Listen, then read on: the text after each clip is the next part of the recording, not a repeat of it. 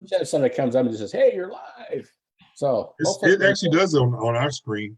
yeah, it does up there for me too. I just never looked at it. Okay. Actually, the problem I have, and sorry for anybody who might be watching, it takes me off the screen to another screen, and I have to close that one to come back to this one. So I lose something in between. But anyways, here we are. So welcome anybody who might be watching, and we're glad to be here. And I'm here with my cohorts, Walter Verdigo and Eric Keys. We're missing Karen Gatchenik today. Hope she's doing well. She had car trouble on the highway in Austria, and we can't be gentlemen to go help because it's a long way away. So hopefully she's getting the assistance she needs, and we miss her, and I'm sure she'll be back next time. So this chapter, who's going to say it? Oh, this is one of the best chapters in the book. Or who's going to say that? This is one of the best chapters ever. Oh my goodness.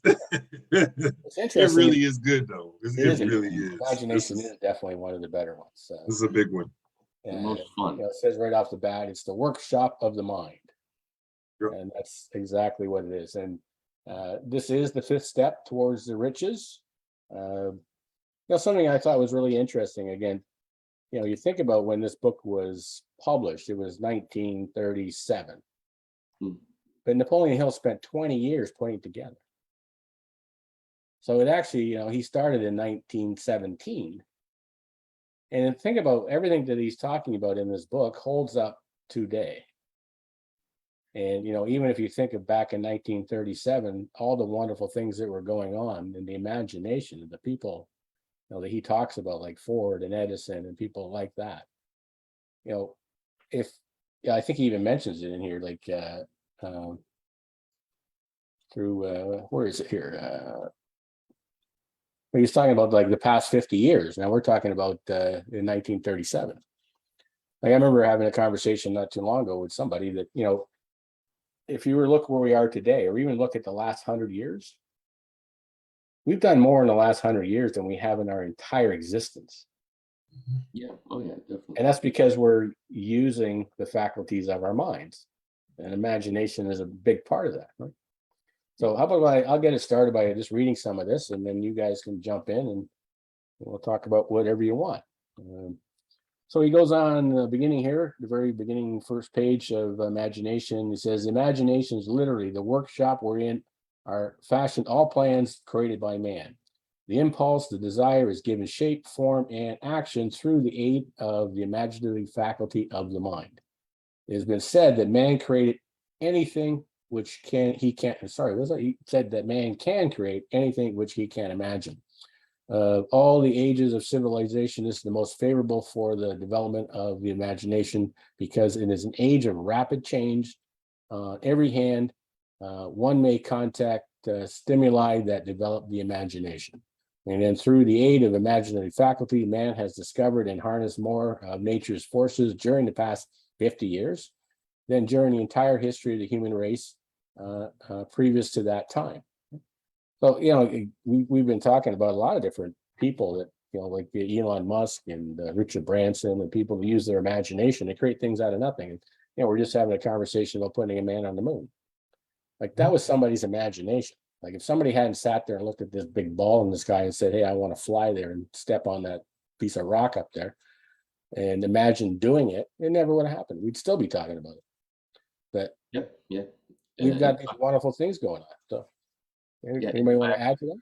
Yeah, in fact, never mind by the turn of the century. I mean, at the time that Kennedy said, we'll put a man on the moon before the end of this century and more, that was thought of as impossible.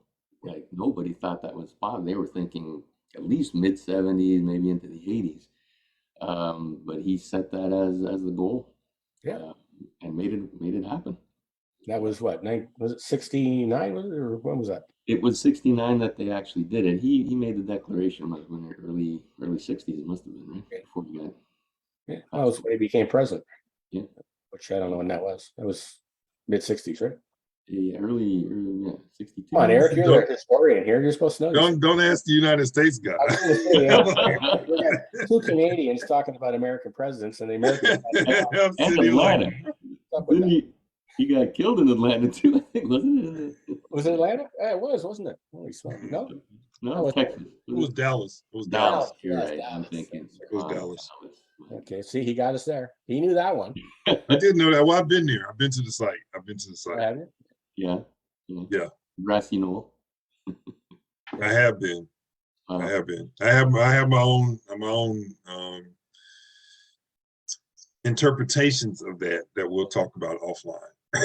Yeah, I'm sure that'll be its own podcast. Yeah. Yeah, the imagination is everything, really. I mean, certainly anything you can conceive and believe you can achieve, certainly, but without the desire, um, if the dream isn't big enough, sure, you can achieve things. You have you got a 2005 Ford Explorer and you want a 2020 2000 Explorer, sure, you can definitely achieve that. That's fine. But imagination is what gives us the spice of life. It's that's what we were just talking about that.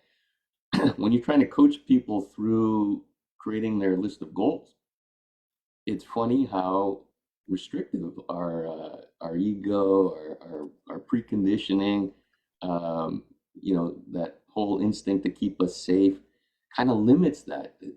It's not in us to let our imagination run wild. We get conditioned to think safe. So, Bob Proctor talks about type A goals. Those are ones you can achieve. You've done it, you can do it again. Like I said, buying a Ford Explorer and then a new one. A type B would be something, let's say you make $50,000 a year and you want to make 60 or 70,000 a year. That would be like a type B, where you haven't got it, but you could see how to get there. Type C is the crazy, has to be like a dream goal, a complete fantasy. That's exciting. I want to be a millionaire. I want to be a billionaire. I want to have a multi-billion-dollar company, whatever that is. I want a beachfront, in Hawaii, beachfront home in Hawaii, whatever. And you need to let your imagination run wild. And it's so funny how unusual that is when people aren't used to doing that, when they first do that. I don't know if you guys found the same thing when you're Absolutely. coaching. You get a lot of people that it's a lot easier for them to imagine what's going to go wrong than it is imagining what they want. Yeah. And again, we talk about all the time. This goes back to conditioning. They're conditioned that way. They grow up in an environment where mom and dad are always focusing on what's going to go wrong. And that's the problem. And you're right. The C type goal is that dream. That's that part of you that's going to have to stretch. You got to be able to focus on something that you've never done before or seen before. But if you can see it, like we were talking about Bob there, you can see it in your mind, you can hold it in your hand. But it requires your imagination to see it in your mind. And that's the key, right? It is. And repetition, like it's like a muscle. You need to flex it regularly, and it's weird at first when you're not used to it. And that's half the, come up with a goal. 100,000 a year for salary. 100,000? How about a million? Whoa, a million. Oh my God. Yeah. Think about it. What would you do with $1 million? What? And just, you got to kind of coach people. Then they get excited. They get excited Think with along 100. the same lines. If somebody's making 50,000 a year and they want to make 100, if they can sort of imagine that it's possible, then what's the difference if you put another zero on the end? Yeah, They don't know how to make 100 now, but because of their conditioning, 100 is not much of a stretch. That'd be that B goal that you're talking about. Yeah. But then say add another zero to it and it's $1 million a year. Well, that's a big stretch. Yeah. But is it really? It's not. Again, if you use your imagination, you open up and allow this universe to start showing you the how. It's not as much of a stretch as you think. Yeah. We got plans right now. We're working on a big project where I think $1 million a year is going to be fairly easy. Is it going to happen tomorrow? No, but I can see it. I think you guys can see it, and if you can see it, you can have it. And I think it's going to happen. I don't know who actually said it, but somebody said one of my goals was to travel coast to coast. It took me 15 years to do it, but I did it. So unfortunately, it doesn't tell me who that is. It just says Facebook user. I don't know if you guys can see it, but thanks for your input, whoever you are. And I'm glad you did it. Coast to coast. That'd be a nice little trip, right?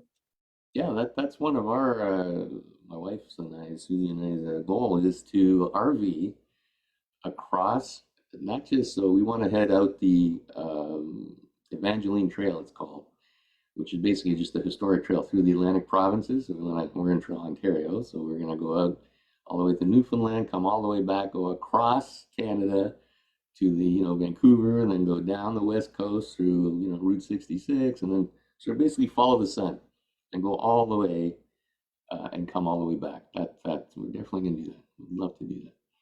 So Our friend is my old friend Deborah. She's been on here before. So hi, Deb. Actually, Deb has already traveled from being in Oshawa. She's now in Saskatchewan. So she and drove all that way. So she's been on quite a little trek. It's amazing. See, if I'm going to drive that far, for some reason, I just don't want to drive across Canada. You don't want to? No, Jasper, even Europe might be. I'm going to imagine going to drive across Europe. There you go. Yeah, that's the next thing. I would like to actually drive around Hawaii. I'd like to drive around Europe. Got to get on that new motorcycle of yours. Yeah. I mean, that was Victory. What is it? it's a Victory Hammer. Yeah. What's the size of the engine on that thing? It's a 1.7 liter, but yeah, I don't know what that equates to. 106. Monster with 2 wheels. That's what it is. It is. Yeah. The other one you had was a monster. So you imagined the even bigger monster, right? I did. Look, and because you imagined it, you manifested it. Absolutely. I could show you my vision boards from way back when. That was definitely on there. My little convertible, at the time it seemed impossible at the time when I started, but my little Saturn Sky, I love the Sky, and that seemed, I got that. Moved on now to BMWs, and my next one will be the Gallardo, little red Gallardo. That's if anyone saw my desktop wallpaper, that's what it is. Having a $1 million software company, that was on my list. Yeah, I mean, you have to envision it to see and get excited about it. It's not even about, again, I think I told you guys my story, but I was so obsessed with achieving the goal of itself. Like, if I achieve the goal, I succeeded. If I don't achieve, I fail. And it's not even about that. You know what I mean? Like, we're perfect. We're great the way we are. We're absolutely perfect. Every one of us. We're the exact, whatever inputs came in, this is exactly, the output that we are. We have exactly what we focus our thoughts on and our energies and our actions. It's what gives you the spice of life. It's like each one of us have a Lamborghini Aventador, but we think we're driving a Ford Fiesta or something. It's like we can't see the outside car. We keep it in first gear the whole time. We don't even realize the power all of us have to unleash that potential. I mean, I believe that's why we're here. We're here to just achieve as much as we possibly can potentially. You know what I mean? And so, having that imagination, seeing it, I think that's why it's so important to have, the vision boards or affirmations. It's important, I think, to continually cover those, see those, have pictures, whatever, because that drives your imagination. It fuels that energy of thought, right? So I don't know about you guys. What were on your vision boards that you guys have achieved? I'm just curious. I'm man, what I haven't achieved mostly. Like it's, Well, I want a house with an infinity pool that overlooks the ocean. That's what I want. Which ocean? The Atlantic, and Okay. probably either Florida area, South Carolina, or maybe into Mexico. Nice. Atlantic. Yeah. I don't know why. By the way, wife and I want to own a condo in the Caribbean. Yeah. I honestly believe that I'm from the Caribbean. I'm thinking Grand Cayman, but we've already booked a trip to Jamaica, so I want to see what Jamaica looks like too. I love. Make sure you got room for Walter and I to come visit. That's right. I know, right? The bar stocked. I'm imagining a fully stocked bar. That would be a perfect imagination, sir. Yeah. Have room for the RV as well, because we'll be driving the RV. No, but hey, listen, I have room for the Harley and the Victory. But yeah, I completely agree with what both of you said. You know, the imagination is so paramount. I remember, actually, me and Lee were talking the other day about when we first met. You know, I couldn't see owning my own company. I couldn't see, I couldn't see it. But just planting the seed and reaffirming to myself that I can do it, I can do it, I can do it, I can do it, I can do it. You know, if you can believe it in your mind, you can imagine it, you can have it. And so here I am, you know, what, 5 years later, have my own company, on a Think and Grow Rich mastermind with person who I'm telling them that, you know, I don't think I can do that. I don't even think he remembers, you know, when we were, I remember. we first met, there was Who can forget Eric Keys? There was a statement that you said though that I was like, oh. You said some people want to do this. We were talking about the coaching. I was like, oh, maybe I could. I didn't even think I could coach at the time. Like, oh, maybe I could do something like what you're doing. Jokingly said that. And the more we talked, you said some people want to do this. Some people need to do this. But Eric, you have to do this. Like you're built for this, and you don't even know it. Like you could see what I couldn't see. You could see my blind spot. But in my imagination, I couldn't even imagine it at the time. But, you know, sometimes we need people to plant the seed in us.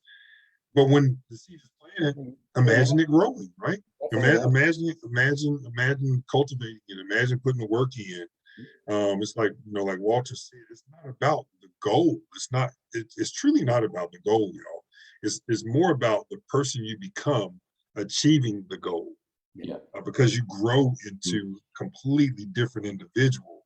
I could not imagine, you know, sitting in what is my dream house, driving, you know, dream vehicles, being able to do the things that I do, that the freedom that, you know, that life affords me it's amazing. And so, but you know, again, it all starts with the imagination. If you don't take the time to truly flex that imaginative muscle, then you are losing. Then you'll stay stuck, unfortunately. But that's just a hardcore fact. So you absolutely have to truly use your imagination, make the dream boards, do the things that you need to do, because it's going to change you. You know, it's going to change you. Yeah, I think, you know, when we're creating, when we're envisioning things with our imagination, that's us creating things, because everything, you know, when a goal is manifest, it isn't manifest when it manifests. Actually, it manifests the second you conceive it and believe it, and then put action towards it. I mean, that everything has a start and an end. So the start of that goal is the imagination, the believing, and the actions, right? And the one thing, mentioned it before, I'll mention again, is so critical, is it's important before we start anything is to become self-aware. Don't think the voice in your head is you. It is not.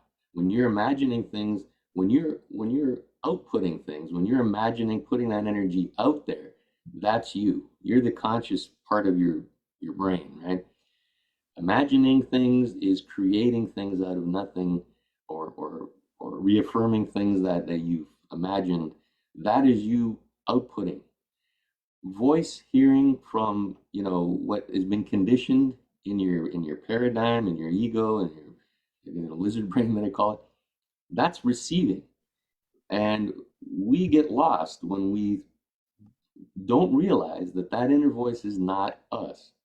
You know, I was actually reading yeah, I was reading a book from Michael Singer, and he it was amazing.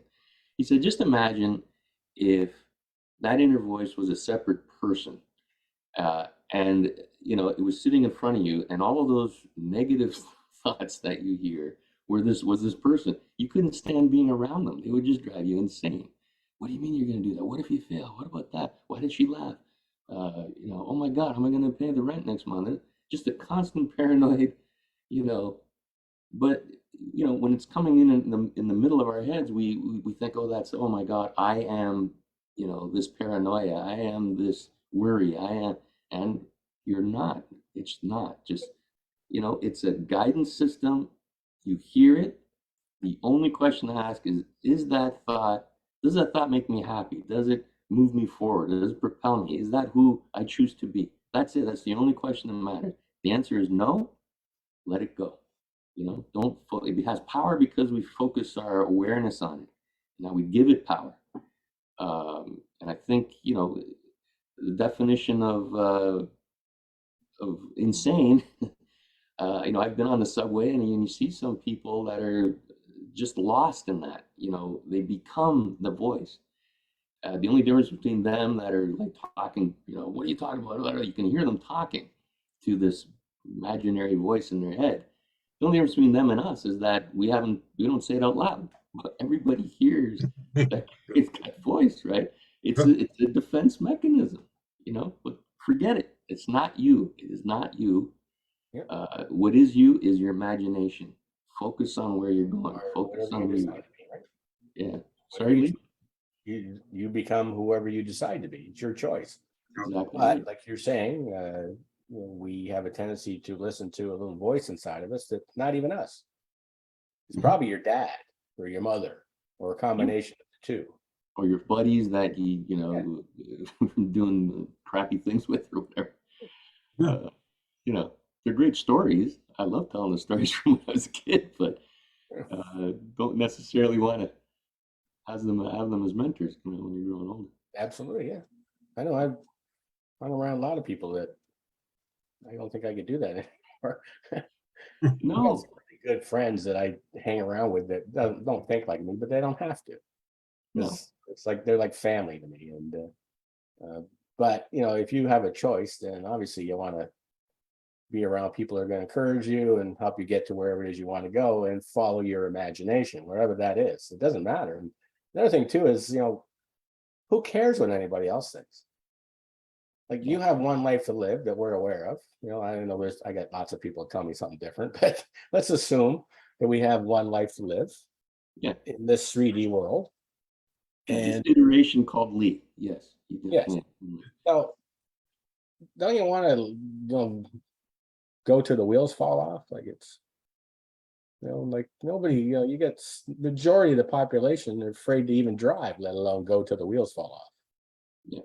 And they don't use their imagination. Their imagination is when something goes wrong, like the plumbing goes bad, and they start freaking out and trying to use their imagination to stop the water from running all over the floor. Yeah. That's the only time people use their imagination, and that's not what it's for. It can be, but your imagination is meant for you to dream. Yeah. And build a picture in your mind of wherever you want to go. And then you get in the car and you drive until the wheels fall off. And every time you reach wherever you just imagined, then you imagine somewhere else. Like Eric is starting a whole new line of hair for men, like wigs and things like that. Like yeah, man. Hey, listen, straight line up, no more hairline quitting on you. You could be launching that by year's end, will you? Or so. Will it be available for Christmas? I imagine that is not going to happen. But that's a beautiful thing, our imagination. It's you can think anything you want. The sad part is if you think about vacuum, we talked about the other day we were talking about how schools are really employee factories. And when you're young, you focus, your parents are getting you to focus using your imagination. Like you could give some kid anything and they'll find something to play with it somehow. And then you send them off to school, and the school tries to stop them from using their imagination. Would you pay attention? You get into trouble. You send a letter home with a kid because the kid won't pay attention to school. And yet you want them to use their imagination. You may have just, basically shut down a person who could have created something that would completely change how we live our lives for the better. But now we're never going to know it. because they shut this kid down and told him to stop using his imagination. Yeah. You know, one of the most powerful stories I've heard is Steve Harvey's story. And so, you know, when he was young, he had a stuttering problem. He stuttered really, really bad. And so part of his project was to write down what you want to become or do when you become an adult. And he wrote on his piece of paper, "I want to be on TV." And his teacher says, "You'll never be on TV." And she said it out loud and kind of made a mockery of him in class, called his mom. His mom, you know, told his dad when he got home. And rather than beat it out of him, his father was obviously knew about mindset. So his father said, "Well, what's wrong with that?" And his mother was like, "You know, he has a stuttering issues, and there's no way that he can do this." And so his father told him, "Son, is this what you want to do?" And he says, "Yeah, Dad, this is what I really want to do." He says, "Okay, every morning when you wake up, read your statement." He said, "Just keep it in your drawer, away from everybody. But every morning when you wake up, and every night before you go to bed, read your statement every single day." And when he told the story, I was working at Steve Harvey camp. When he told the story, I think it was 2017. At the time, he said he's on like some ungodly number, like 56, 57% of all TV um, at the time. And so every year for Christmas, he sent that teacher a TV. And she had no clue why he was sending her a TV. Great. But it was about his imagination, right? Think about it. We would not have had a Steve Harvey if she would have won, right? Right. And there's so many individuals out there. You know, I can even share my own story. You know, I was told that I couldn't do stuff growing up. You know, it's trying to beat my imagination out of me, and I was so stubborn, and I was like, "There's no way that I'm going to stay in this small town. Absolutely not." So, what are my options? And when I figured out what my options were, constantly talking to myself. That voice is so powerful inside of us because again, it can be used for, you know, if left to its own devices, it will be used against you. Yeah. But you know, if you learn how to control it, it can be used for you and help you to move forward so much faster. Yeah. But again, it's all about what are you imagining? Like, you know, I can have conversations with some of the people, you know, from back home or anywhere actually. But you can have some conversation with some individuals who don't know how to harness their imagination, and they'll always come up with an excuse of why they can't do something. But that all it is weeds. They're allowing the weeds to grow. You never have to plant weeds. Weeds will always grow on their own. But you have to be extremely intentional when you want to plant a crop or produce. So if you want to produce something, you have to be extremely intentional. You have to water it every day. You have to show up every day. You have to make sure that you're cultivating what you need to be cultivating versus allowing it just to run rampant. And again, the imagination is very much an example of that because you know a harnessed imagination can and listen. I mean, think about it. Would anybody think that what a high school dropout, Branson? Did he drop out in high school? He was like, "I'm just done with school, man. I'm not doing this." Yeah. Would you think he would be a billionaire? You know, like who Yeah. who would imagine that? Yeah. Yeah. It's a really great point. It's your mind is the most incredible, biological machine ever created. All of us, it will, and it's constantly working. That's the way it is.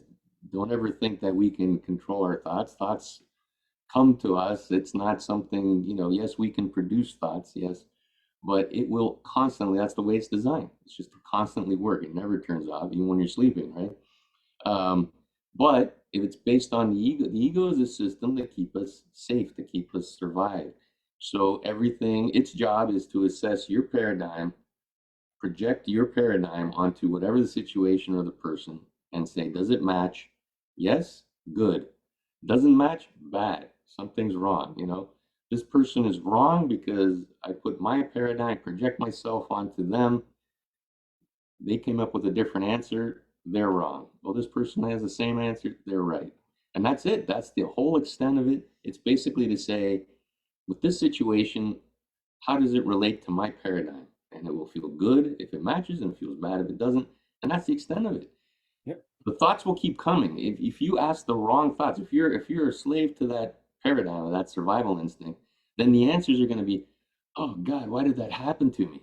Okay, well, it'll throw at that and it'll come up with great, amazing answers to why did that happen to me? Why did I, oh, because you're an idiot, because you're out of shape, because you're not successful enough, you're not smart enough. It'll come up with great answers. You ask the right questions. How can I, get this degree? Okay, now that your brain will start go off. You ask the right questions, your brain will come up with amazing answers. It really will. It'll engage. A lot of It'll be times the your wrong best answer. friend. You don't ask those questions, it'll be the worst enemy. You'll be Yeah, hell on earth. absolutely will. Trying to remember who said it too. Is 2% of the population thinks, 3% think they think, and 95% would rather die than think. That's true, right? About Yeah. right. You're saying, if you tell somebody something and they say something different and they're wrong, and then this person might be right because they're saying the same thing as you, but the reality is you might all be wrong. Yeah, well, who's right? It's subjective. Right is subjective. And that's the thing is, you get conditioned to believe certain things and you're constantly looking for validation that you're right. And you're going to get it because there's always somebody out there that's going to think the same way and you can all be wrong. This is where the imagination comes along is you have to, use your imagination to see things that haven't been seen before. And then it's that conditioning that we're talking about here that is going to try and stop you from pursuing it. And this is where you got to learn what's actually happening. Like, you're talking about your lizard brain or your subconscious mind, or your false self. There's many, many names for it. It's not actually your enemy. It's trying to keep you safe. Yeah. But it probably is your enemy because it's keeping you from what you could be doing or what you could have in your life. So becoming aware is the key. That's something too that, with all this, like, we're not here to tell people what to think. We're trying to get people to think. Yeah. You always hear me say, turn the media off, don't watch the news, because they don't want you to think. Yeah. Like, and if you really start to understand that everything is, paradigms that we've been talking about, that conditioned mind is coming from the constant repetition of information. That's why commercials work. Like, every time you turn on the TV and you see a Coca-Cola commercial. Well, next time you want to go and buy a soft drink, there's a good chance you're going to buy a Coca-Cola because you've been conditioned to do that. Right. Yeah. And it's like that with everything. Like, you grow up in an environment where, they have certain beliefs, you got different cultures, you have different things, and whatever is going on in your environment becomes your reality as you grow older. But it doesn't have to be. You can use your imagination and you can create something brand new. It's going to take guts, and the answers are actually in this book. I think that, again, people are following along with us. I think you're going to find it by the time you get to the end of this book with us that you're going to see the world a little differently. I know I did when I started really understanding how it all works. But that's the key is, your imagination is the starting place. It's the place that you've got to build a picture. Yeah. And we already talked about having faith. That's a big part of it. You have to have faith that it's all going to come to be. And if you need specialized knowledge, you need to get that. And then now we're getting into, he talked about how people use the faculties of their mind to create success. And that's what we're talking about. Imagination is one of them, right? And probably the biggest one, because if you can't imagine what you want, then you're stuck. None of the rest of it matters. If you don't have a destination or something to work towards, it doesn't matter. But like Walter's been talking about with your subconscious there, you have to understand that it means well, but there's probably a 95% chance that it's wrong. And you have to have the guts and the strength and the will, another faculty, to keep going anyways. And guess what? You win because, we've talked about it. Your subconscious mind doesn't have the ability to accept or reject. It must accept. It's going to put up a fight. But just like the Coca-Cola commercial, the more and more you keep telling it what you want it to believe, it starts to believe. That's why, I keep talking about don't watch the news. How do you know it's even true anymore? Like it's become ridiculous, I think, in a lot of places. It's all marketing. they know it very well. It's all repetition, repetition, repetition. That is how you get programmed. There is no other way, and it's just like Lee said, it doesn't know right from wrong. There is no right or wrong. The only way you get conditioned, your subconscious, is through repetition and or highly emotional event, right? So the Coke commercial is always people having a great time drinking Coke and they look great and they want you to feel that emotion, and you see it 800 times, and you can say whatever you want. If you watch enough Coca-Cola commercials, whether you agree with it or not, the second you see, you're thirsty, it'll go right to Coca-Cola whether you like it or not. You want to have a party, you better have Coca-Cola around. No, it is true. And the good news is you can use the ideas of this book to reprogram it yourself. You can use use your imagination regularly, like Eric said, in the morning, when you go to night. Regularly do that. Then that becomes the conditioning. You're now programming your paradigm. And then the next time that thought comes up, it's not going to be negative anymore. It's not going to be based on survival. It's going to be based on what you are moving towards, because it's not programmed. You don't even have to think about it anymore. In the beginning, yes, it takes work, but after a while, it becomes habit. That's why happy people tend to be happy people, because they're used to thinking along those lines. And you don't have to really think about it that much anymore. Your subconscious mind controls your behavior. That's right. Use it to your advantage. You're going to start to behave differently when you keep reinforcing this brand new thing that you've been imagining. And as soon as you start to believe it, your subconscious mind believes it, and it's going to cause you to want to get out of bed in the morning and actually go do something towards it. Absolutely. Right? And every time you manifest something, even if it's small, that builds the belief as well, which then builds your you can see things more. It builds your confidence. It builds your belief, and then you achieve more, and then it builds more, and it's just the compounding, that whole thing about compounded action. What's going on there, Eric? Your wheels turning again? I mean, I was just. Isn't it true that you kept telling your wife before you got married that you were handsome? You kept saying it over and over again, and finally she believed you? No, I wasn't handsome. It was that she was going to be my girlfriend, and that's true. That's very true. Like she was like, no, I'm not going to. No, I don't like you. I'm like, yeah, you just don't know what's good for you. I'm your guy. Yeah, every time I was here, I'm like, yeah, next semester I'm gonna be your boyfriend. It's like whatever. Constant repetition of information causes a brand new paradigm. It was the same with Susie.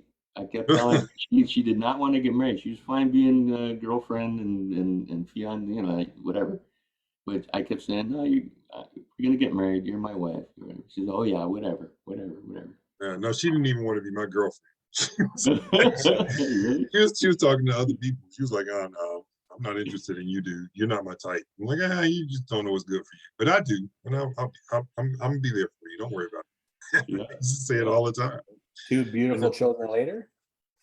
Mortgages, cars, 26 years. Wow. It works. Yeah. I mean, listen, it's again, another story about me. So when I was 8 years old, and I had such an active imagination. But I tell my mom at 8 years old, Mom, by the time I turn 30, I'm going to have a job where I wear a suit and tie to work every day, and I'm going to help a lot of people. And I just used to say that all the time to her. I said it, I would say it, and I had no clue the how, I had no clue what I was doing. I had absolutely no clue.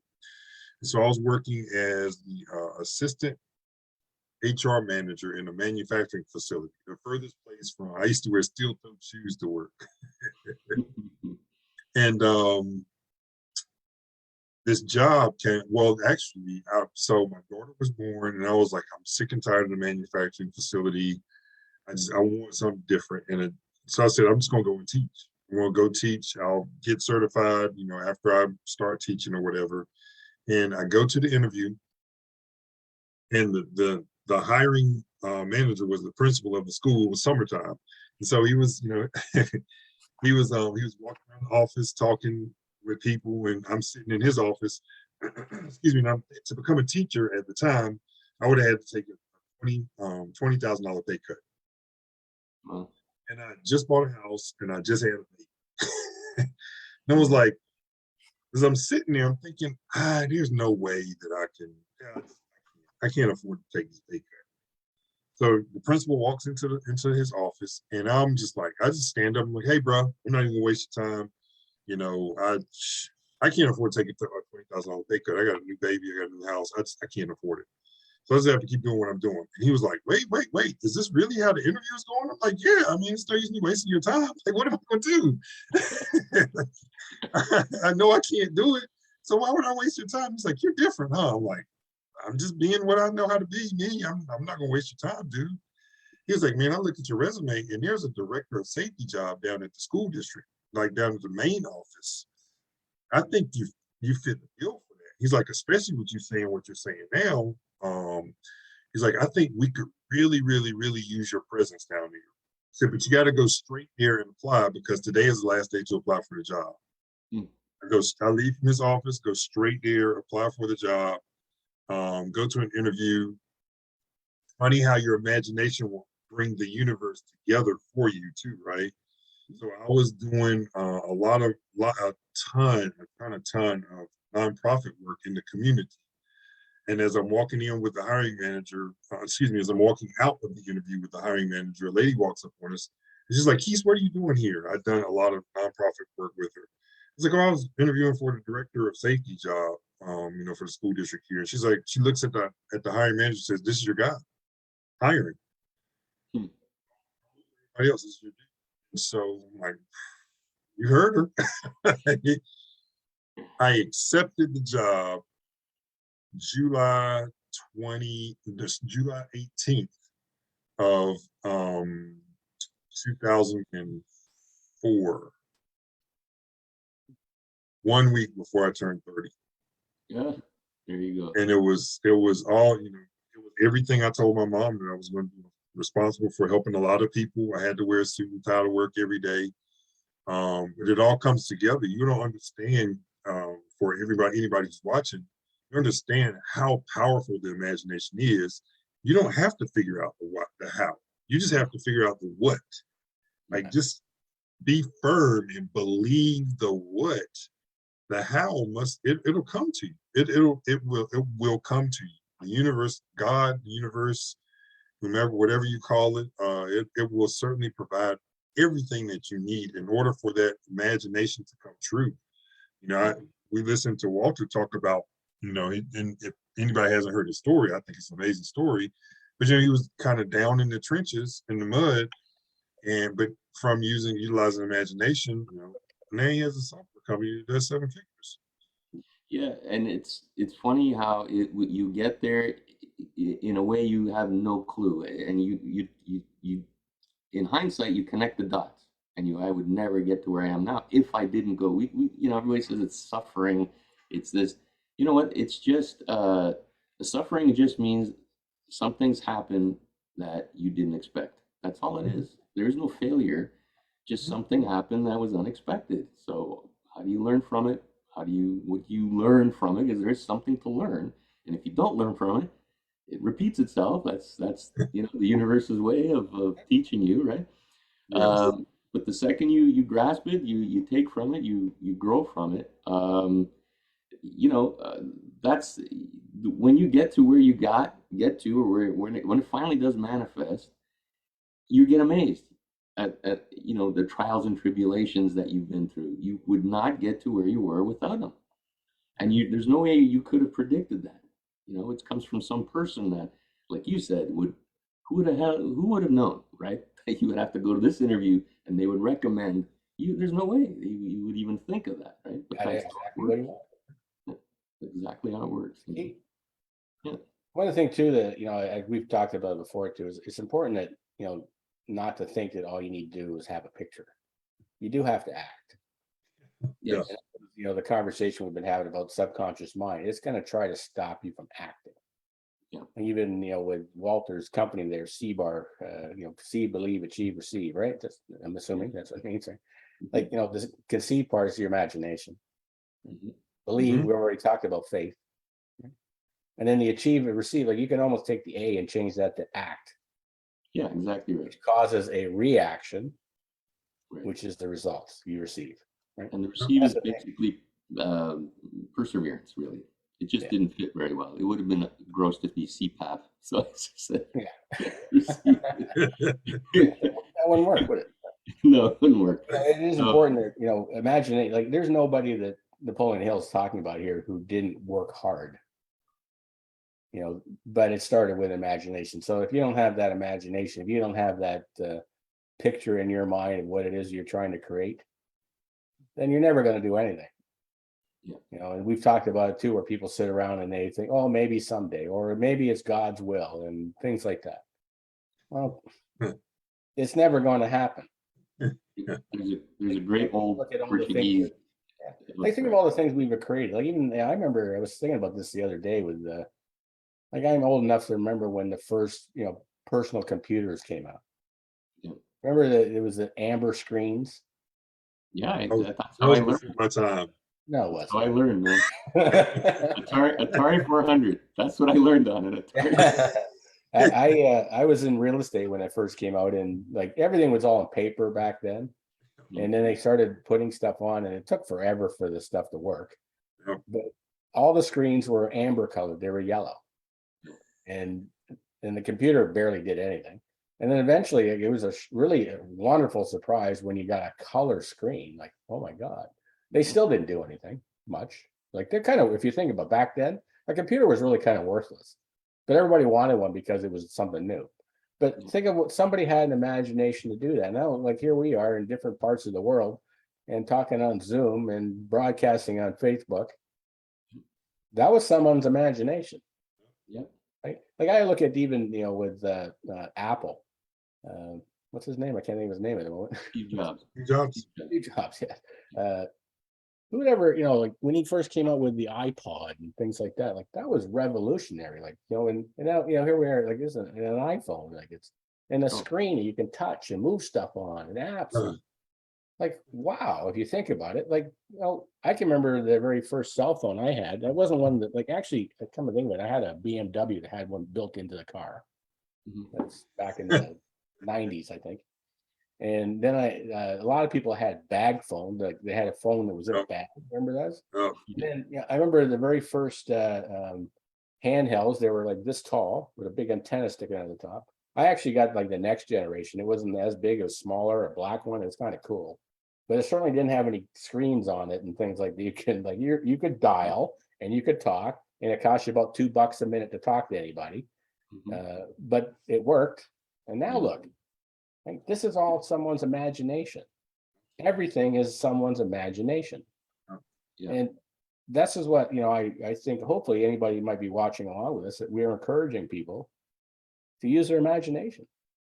And even, something, if you got some ideas, we do a mastermind thing once a week on Wednesdays, the Elevate Roundtable. If you got ideas, come and join up. You do have to sign up for it because it's closed. It's not a live thing that we're doing, but if there's anybody watching or sees us in a replay or something like that, come and join. We just had one and it went really well. It's actually kind of some of the stuff that came from, we're kind of a little bit surprising. Yeah. Like some of the connections was like, holy smokes, like that was definitely meant to happen, that kind of thing. So it's an exciting thing. So, when we're talking about imagination, I want to encourage people to share it with us. We're pretty good at throwing ideas around, and that's a great idea, great place to do that with the Elevate Roundtable. If you don't know how to get to it, just ask. We'll show you. There's a link. You got to register again, and once you're registered, you'll get access to the Zoom call. So hopefully you'll do that. I know everybody on this call has used their imagination quite a bit. Oh man, I'm telling you, it's funny. Everything's about timing, right? And so, we are newfound empty nesters. And so, I remember growing up on a farm, I always ran from it. And it was actually Lee who was like, man, you never left the farm. And then my imagination was like, it wasn't about you leaving the farm, it was about you embracing who you really were. And so when you look at the concepts of the farm, it's truly about season. And so no matter what happens in the season, whether it was a good season or bad season or whatever, you're in a brand new season. You have to go through the entire process all over again. So like in my life right now, I'm in a brand new season. And so it's about me utilizing my imagination again to figure out what it is I want to be, do, and have, and just move forward. And I think it's awesome because again, we all have, I mean, every day is a new chance to make a different choice. And you can start from where you are. Don't think there's so many different things that you have to do. Just make a choice that, hey, listen, I want different. I want, I want to create this for my life. And just imagine it and believe it, and you'll achieve it and receive it. Yeah, it's great. A couple of points that you guys, when you guys are talking, it just made one is this great old Portuguese joke, right? And it's this one, this one lady was praying, God, please, I believe, I have tons of belief. I want to win the lottery. I want to win the lottery for my family that will just change everything. And every single day for 6 straight months, she'd go into the church and pray, God, please, I have belief. So after 6 months, she's getting frustrated. Nothing's happening, right? So finally, she goes in and she says, "That's it, God. I had belief. You didn't. What does it take? I'm every single day. I believe. I'm believing as hard as I can." And then finally, God opens up the church doors. He says, "Oh my God!" He says, "Dude, buy a ticket. It's not just belief. You You actually have to take believe." action, right?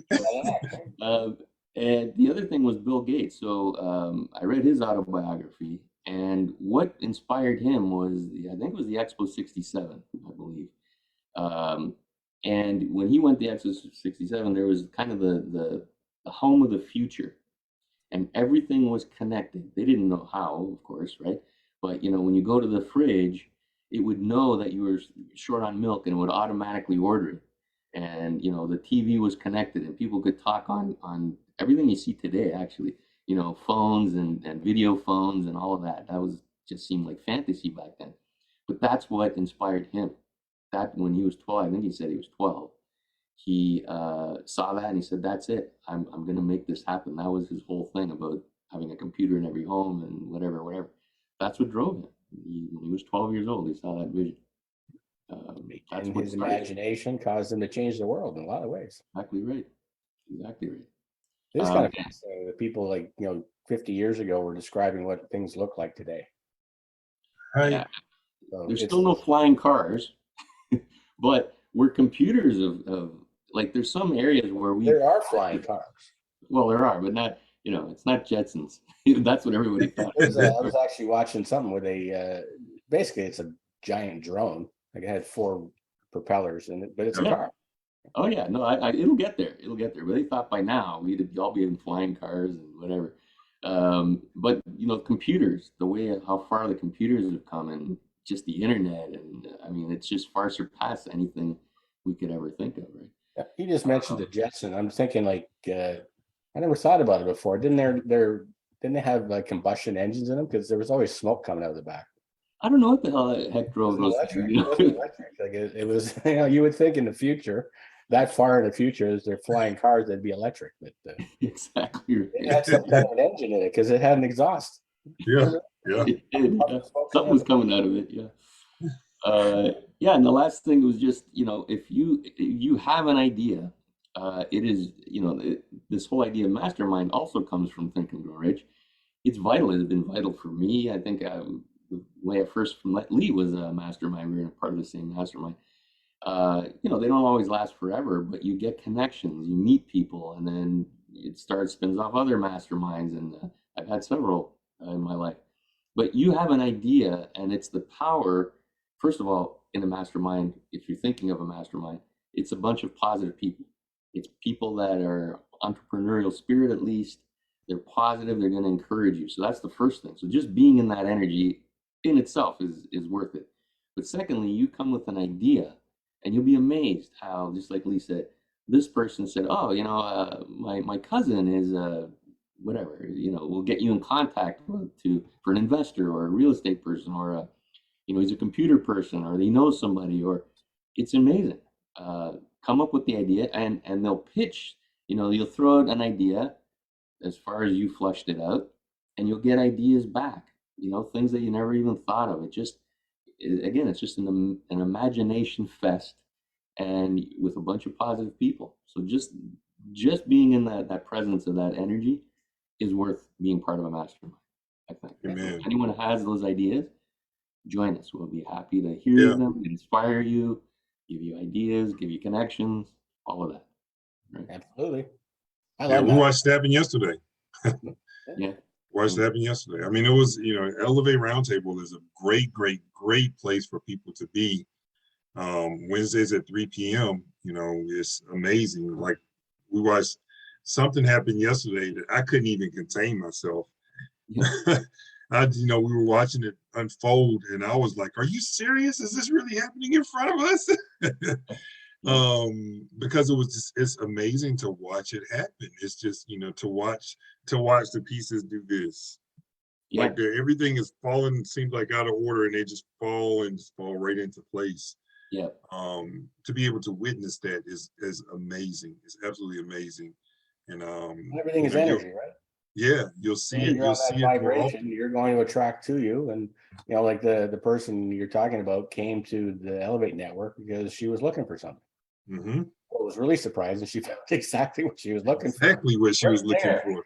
It wasn't like, hey, you should try this or you try that. No, it was right there. No, it was like sitting in the flesh right in front of her, which was amazing.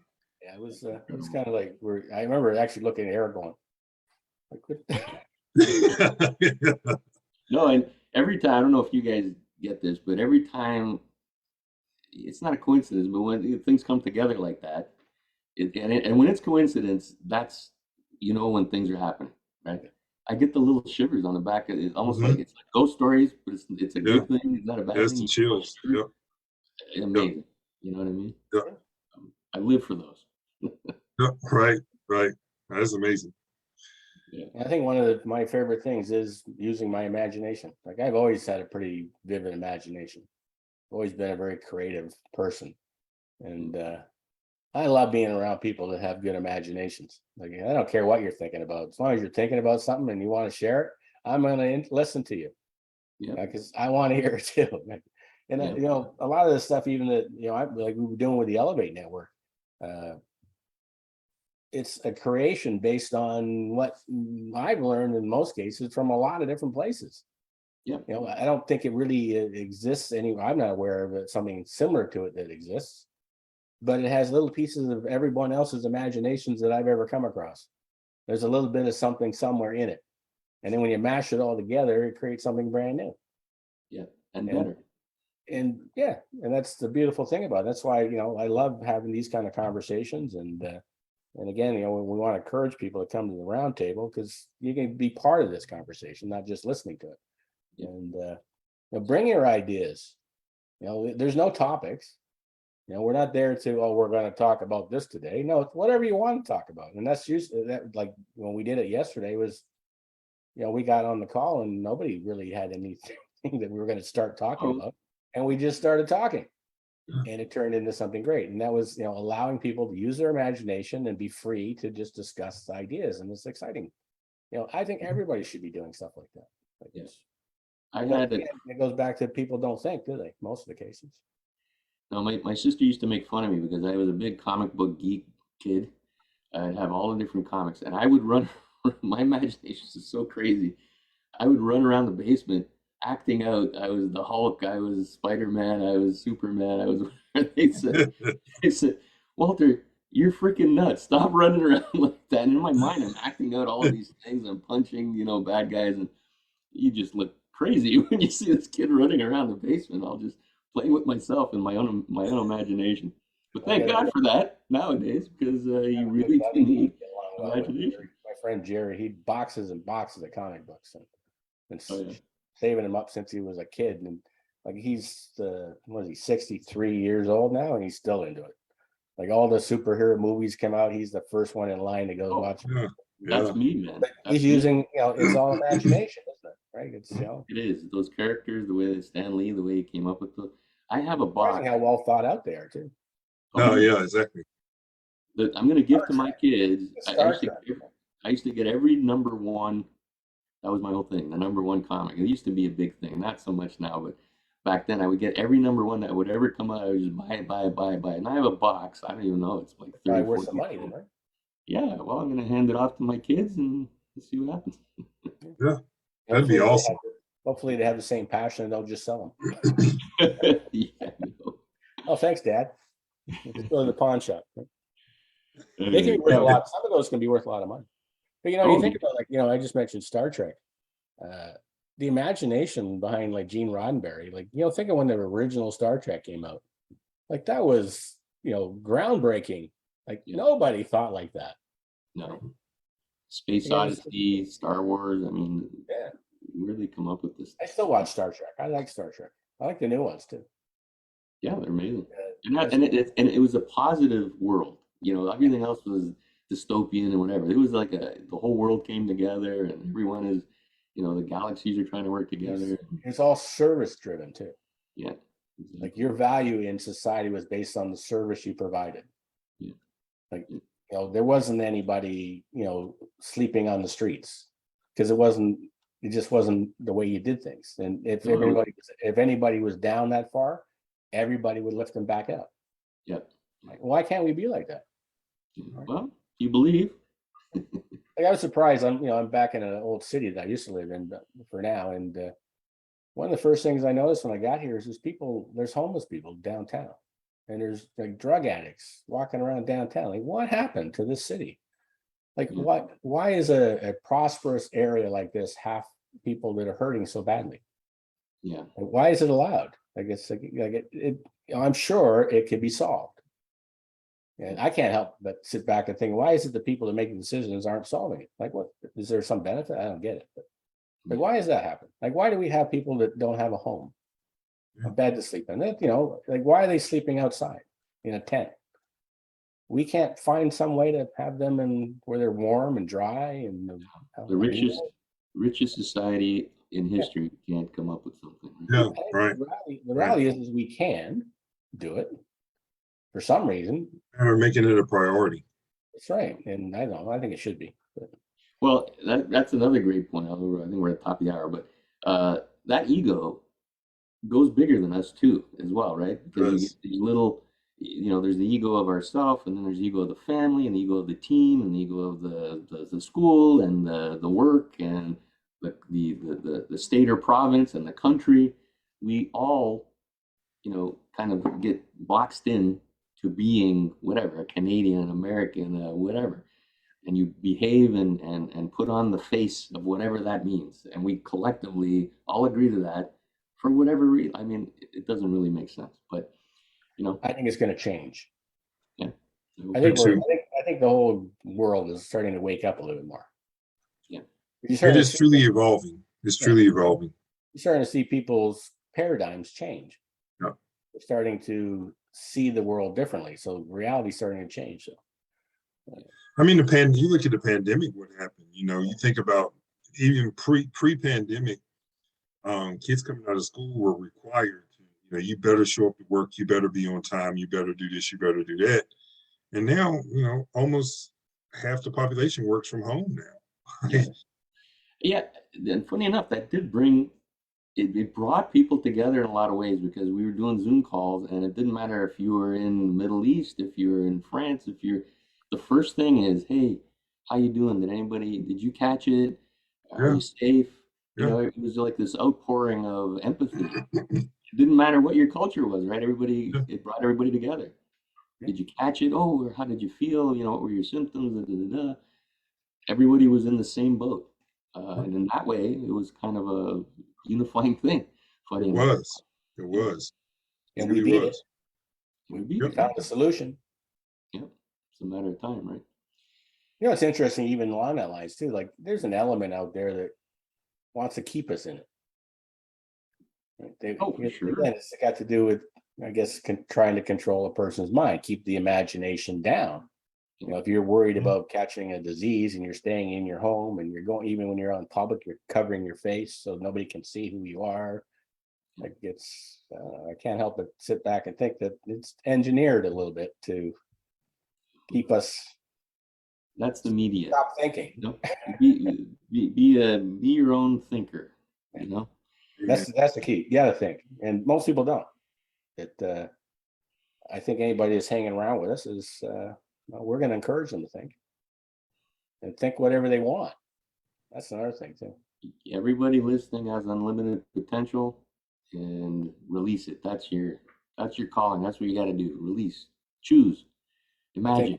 I'm thinking that if I get too much older, I'm probably going to need one of Eric's wigs. So let me Now know. you just need Let you me know just when need you to have get the one of Eric's. catalog ready, right? You Let just me need to know get when one of I Eric's haircuts. There you go. I know. I'm almost there, Eric. I'm pretty much there. I don't know how much you can't pull it forward. You can only pull it forward. So anyway, Yeah, I officially have a cul-de-sac. You look good. Listen, there's some guys have a nice shaped head. They can pull it off. I think I have like this Klingon ridge at the top. If I cut my hair bald, I'll look like a Klingon, for crying out loud. Sure. Anyway, so you want to wrap it up, Lee? Or I think we should. Yeah, we've gone over. Actually, I think we started a little bit late, but to wrap it up, next week is organized planning. Another great chapter. It is. It is. Great chapter. Somebody's going to say that, right? So, anyway, so anybody who was following us, I know Deb was on here. So if you're still there, Deb, great. Thanks for coming on board, and maybe we'll see you again next week. And you guys, of course, we'll see you again next week. And, Yes, sir. yeah, I want to invite people to come into the round table, by the way. So, any final thoughts before we say goodbye? Use your imagination. Just imagine. Imagine. Yep. Anything is possible. Amen. Okay. Amen. Thanks, guys. Thanks for Have a great being day. with us. Appreciate it, gentlemen.